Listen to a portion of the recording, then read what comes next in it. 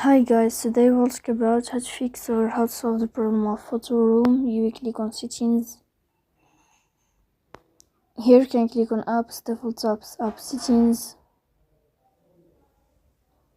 On above you can search about Photoroom and you will click.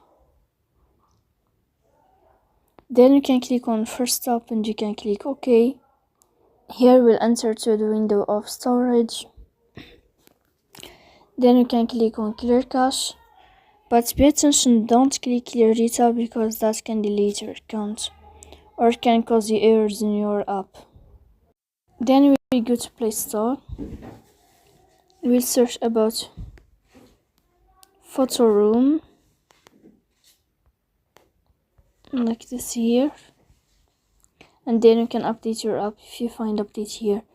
So please don't forget to support us by like and subscribe.